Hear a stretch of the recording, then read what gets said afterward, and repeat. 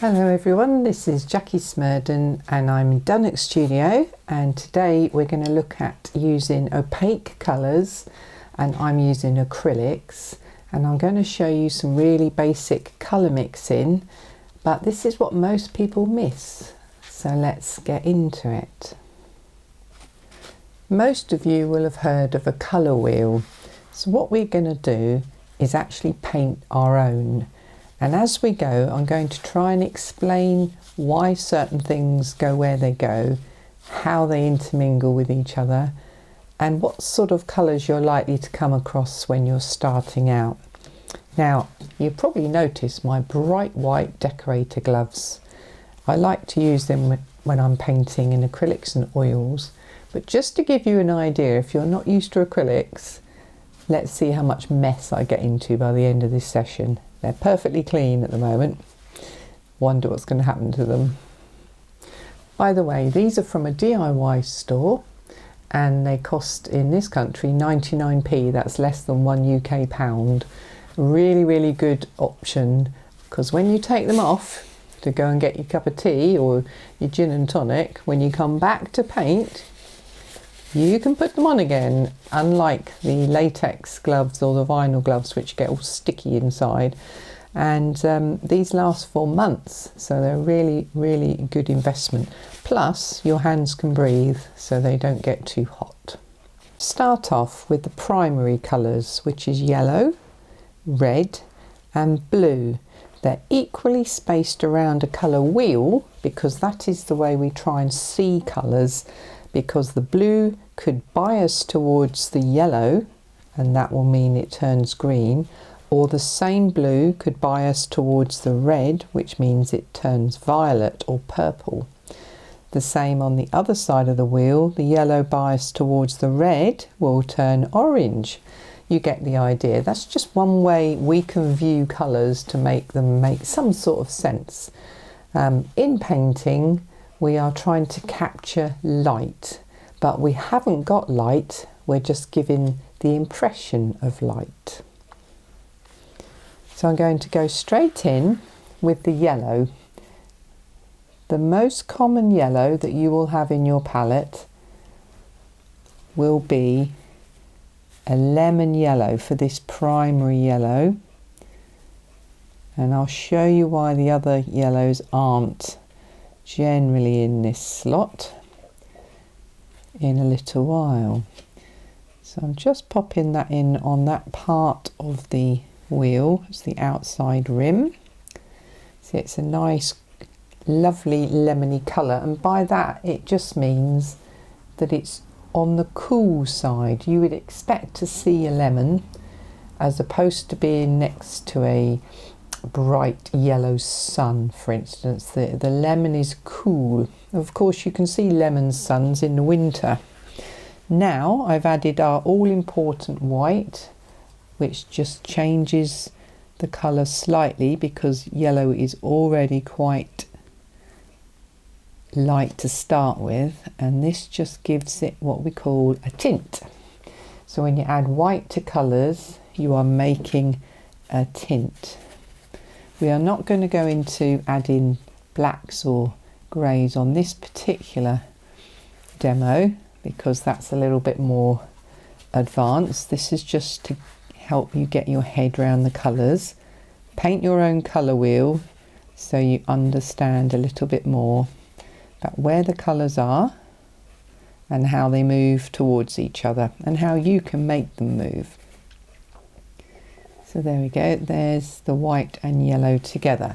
So we've completed our first part of our colour wheel. We've put the primary colour on, which is yellow. Moving on to our second primary colour. This is a nice bold bright red, generally in everybody's palette, whether you've bought tubes or singly or in a set. Cadmium red is your very rich poppy red. In the UK we have post boxes that are this red. And you can see it's very, very bright, in your face red.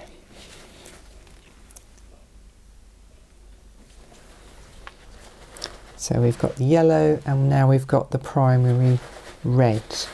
I've now done what I did on with the yellow and added some white. You can see much more of an obvious change now. I've made a tint with the white. The obvious thing is it doesn't look so much red anymore as pink. And this is a lesson to learn when you're painting. If you add white, you do tend to make your colours what you could describe as chalky, certainly more opaque. If you have a transparent colour, as soon as you add white, it ceases to be transparent or as transparent. So by adding white to lighten a red, you're going to lose that lovely rich red as it turns pink. So that's just worth bearing in mind. Finally, we move on to our last primary colour, and you can see that this is also the darkest colour, which is blue. In your palettes or in your tubes, you most likely have a phthalo or phthalo blue, depending on how you pronounce it. It's a common blue to find in beginners sets. It is also extremely vibrant and strong.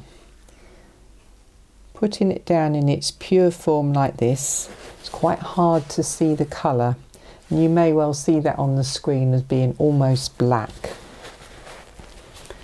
This is the case with many of your darker colours. And if you can't find by looking at it what colour it is, the only way to find out is to add the white again and make a tint. This works really well for anybody who's just dropped their paint on the palette and then forgotten which was which. If you put crimson next to a blue, it can be extremely difficult to tell them apart. So we're putting on the blue tint now, where that white has been added to it. You will find if you put too much blue in, because it is a very strong colour, you will need to really pull some of that out into a separate pile and add lots more white. And this is where you will find that white is probably the most important thing in your palette for mixing colours and for seeing what the colours actually are. The white that came with your set may not be good enough. You may have to invest in a good titanium white, and you will soon find that you need much more of it than anything else.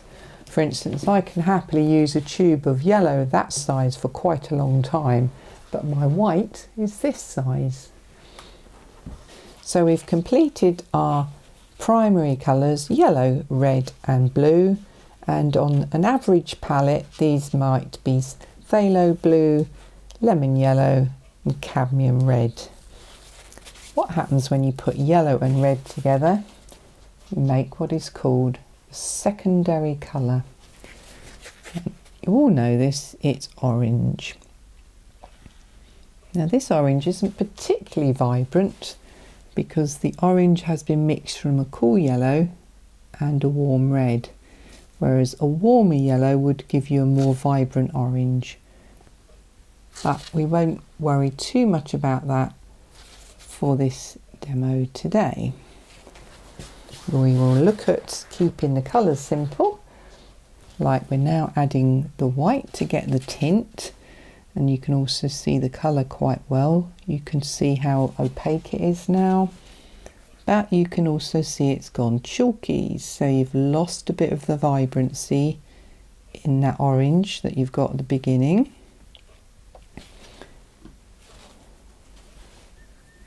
It's almost gone apricot colour. Just by adding white, you can desaturate a colour, which means mute it slightly, and that can be quite useful if you want your very bright colours to stand out. You might want to mute some of the colours surrounding it.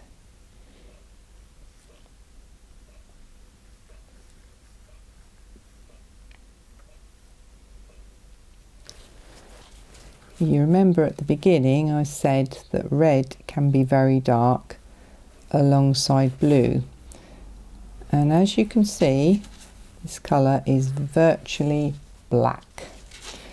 So you can make blacks out of reds and any other dark colour. Of course, as soon as you put yellow in, you're lightening because the yellow is paler. So if you want a really dark colour, avoid the yellows. So you really can't see what colour that is at all. So now I've mixed a tint with the white.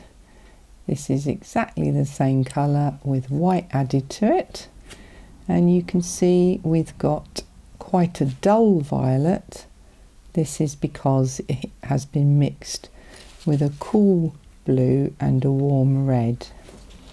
And again, we will look at why these colours change with different primaries as we go through our colour videos.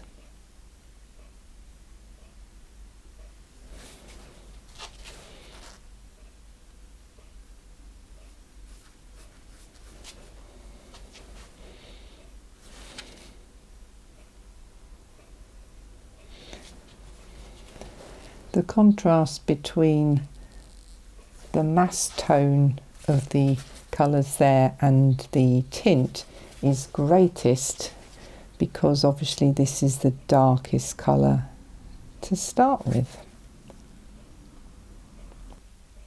Some of you may well have done a colour wheel at school or even in college and wonder why we're going back to it. Well, I've met loads of people who are on my classes actually telling me that they used or painted their own colour wheels but then never looked at them again and didn't really understand what they were doing it for. So hopefully we can change that today, get you starting to mix your colours and questioning your colours as to how do they go towards a different colour. And that's the idea of this. And also you're trying to work out the colours in your tubes that you have. What sort of colours are they? They might be green, the hue is green, but is it a warm green or a cool green? We're going to have a look at that in a minute. If you have a green in your tube that you want to change, how would you change it towards a different colour so that it worked for your painting? These are all the questions that mixing colours will help you to answer. As you paint, you will not at all have to worry if your colours are not the same as mine, because depending on the type of paints you have, you might have slightly different colours. None of that matters. Just go for the closest you can find and see what they come up with. I could do this exact same colour wheel using a different yellow, a different red and a different blue, and all the colours would come out slightly differently. So it just really depends on what colours you have and how you want to use them. So blue plus violet gives us a blue violet. So it's slightly biased. You'll hear that word a lot in colours. Biased towards the blue. It's leaning towards the blue because it's closest to the blue on the colour wheel.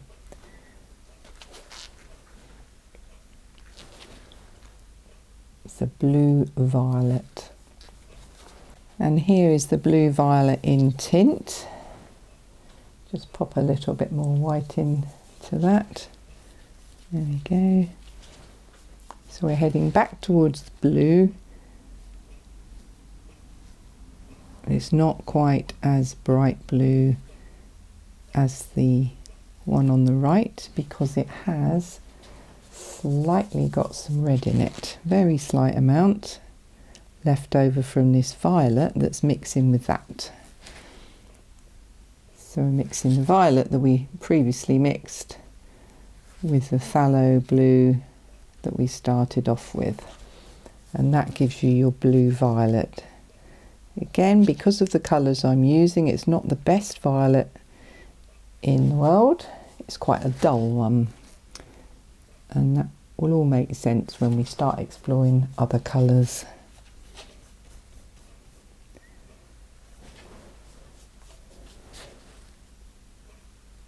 It is quite dark. I should have probably added some more white to that, so you can see the same tone as the one next to it. But you get the idea. It's going bluer. That is violet and that is blue. And that is bright blue. Some of you may have found that your original blue and your original violet had started to dry. And when you tried to mix the two together, it was quite difficult. One thing you can invest in is a spray bottle to just gently keep spraying your paints whilst you work so they don't dry out so quickly. The other thing is that you don't mix enough of this or this in order to create this. And that's why people tend to turn to tube colours, because they're ready mixed, and there's nothing wrong with that. But if I told you, for instance, that this blue, which is called ultramarine blue, which I'm now going to just put on a mass tone over the top of this on just this side. Ultramarine blue is a blue violet. So by having a tube of ultramarine in your collection, you are having a ready-made tube of blue violet. And that's why people love tube colours so much. It's not exactly the same, of course it's not. I've mixed this one up by mixing my primaries, but it gives you the idea that you can have an ultramarine will fit in that gap when you're painting and trying to think which colour comes next. So now we'll go back to our orange, which we mixed from red and yellow, and we'll fill in these tertiary colours. And as I just said, you may have found that your colours have already dried, and that's fine. This is part of the process. You try and mix that again for the same colours to start you off, the primaries that have nothing mixed in with them. See how close you can get. It doesn't matter if it's not exactly the same, but it's a good time to mix it up, because when you're painting a picture, if you run out of paint, you need to have some sort of idea of how you made it. So if that's dried out completely, do have a go and see if you can get it back before you start these. Then when you have got it back, take some of the orange, some of the red, and we'll do the red-orange tertiary. So our red-orange, which is going in here, is the orange with the red mixed back into it to make the orange bias towards the red. So this is a really warm orange. If you are buying colours like this, you might be looking at burnt siennas, all sorts of different earth colours that are burnt that give you this lovely fiery red oxide colour, which you've just mixed yourself.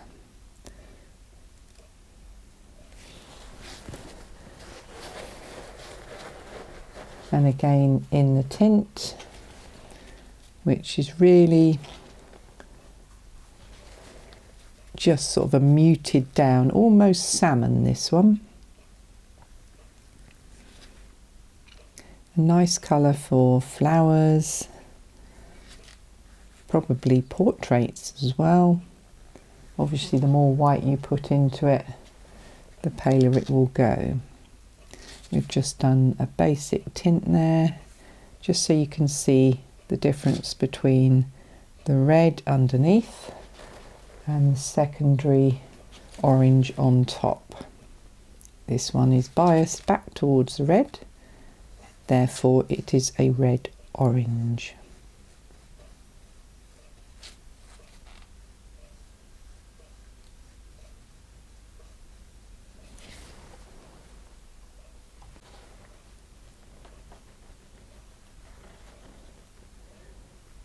So taking our primary and our secondary orange, here's our tertiary, which is yellow-orange. And I've just mixed the orange with the yellow back into it to create this colour. So it's biased back towards the yellow.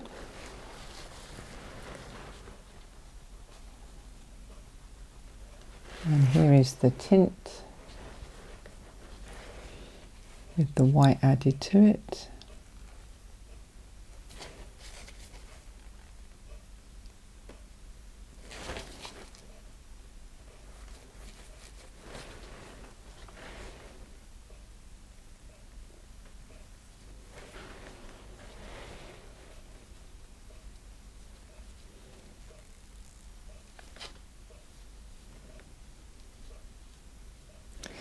If you were going to buy that colour and have it straight out of a tube, you would be buying cadmium yellow, which is actually a yellow orange. So back to our red, blue, our violet is in the middle.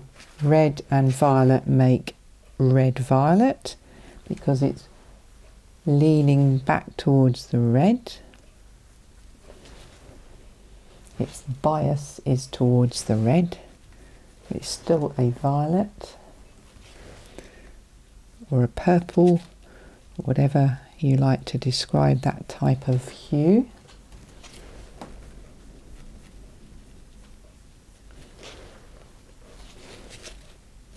Again, very dark colour because it's red and blue together. Just getting a little sticky on my mixing palette here. It's dried out a little bit.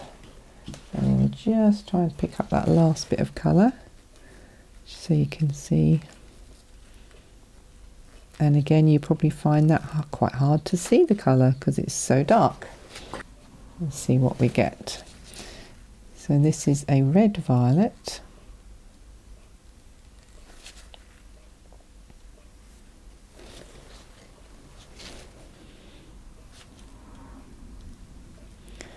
Red violet is really a cool red. This is slightly more on the violet side. Again, every time you mix it will be slightly different.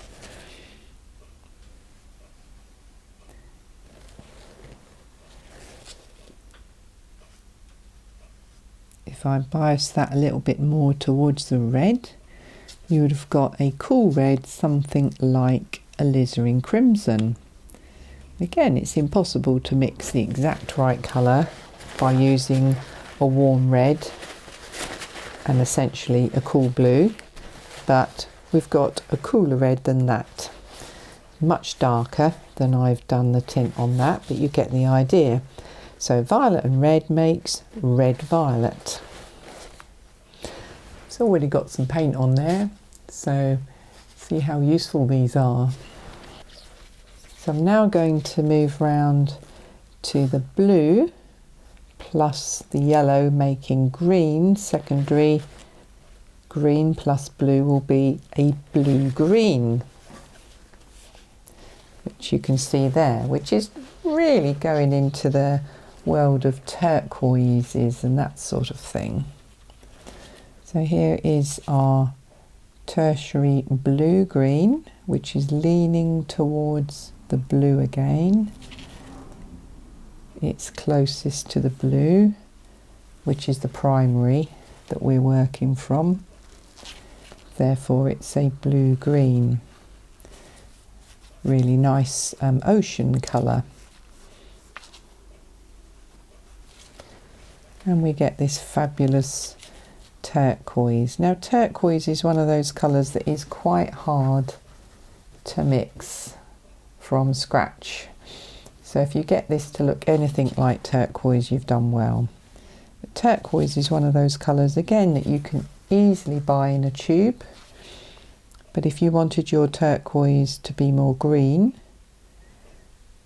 you can probably work out how you would do that now, because you need to add something to the turquoise to take it round towards the green, or you would add some yellow. And immediately you'd be heading towards the green side. However, if you added some blue or violet, you would be taking it back towards the warmer side of blue. So you can adjust, even if you buy turquoise, you can adjust it to go different directions around the colour wheel, therefore getting more than just one colour. So there's our rich sea green, which is our blue green. We're moving on to our last tertiary, starting from yellow and blue, and we made a secondary of green. The green is leaning towards the yellow, so you should all be ahead of me now and know that we're just about to mix a yellow green. So we're biasing the green we previously made, or one very close to it because we had to remix it. We're biasing that towards the yellow. And because it's got yellow in it, it will be slightly lighter than the one before it. There we go, just get that moving a little bit. It's slightly dried out again. Acrylics are very nice to use and easy to clear up, but you get in a dreadful mess, and they go everywhere, and they do have a habit of drying in the middle of when you're working, so they are not my go-to when I'm painting in the studio, but they are really good for if you're travelling. You want to bring your picture back because it will dry super quick, sometimes just too quick. So this has still got quite a dark hue to it when it's not got the white in. As you can see, the yellow's lightened it slightly. If I was going to mix that again, I'd have slightly more yellow in it, but let's see what it looks like when we add the white and make a tint. So you can see it's still quite similar to the one before, and if that happens, don't worry, do what I do, just get it on there.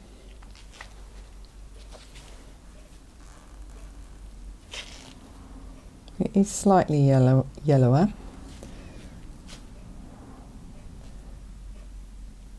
but there's not much difference. You can see there is a slight difference, but that is because the yellow I'm using, which is the lemon yellow, inexpensive one, this is sea whites, that's quite a weak colour. So I'm now going to try and mix that again whilst that's drying quietly on the palette there. You can get away with going over things again with acrylics because they're busy drying away. So I've remixed my yellow and blue, and here we go. There's more yellow in it now, so you can see that it's lighter. Not quite as dull a green as before. It's not too bright, but it's more where I was going in the first place. Now we're going to add in our tint, which is the white added in as well. And let's see how this yellow green looks. That looks much better, doesn't it? So if it's not working for you, even though this isn't perfectly dry underneath, as long as you layer gently over the top without pressing down, have plenty of paint on your brush, you can layer straight over the top of most paint, even if it's slightly damp still. Keep that brush well loaded, nice and soft touch.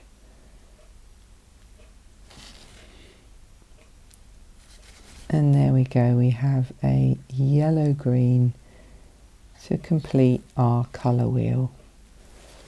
And that's the tint of our final tertiary colour. Thanks for painting the colour wheel with me. I can see that you're all slightly perturbed as to what was going on and where, and don't worry, that's exactly how I felt when I first started to practice colour mixing, just to try and bring it back into what you might have in your palette.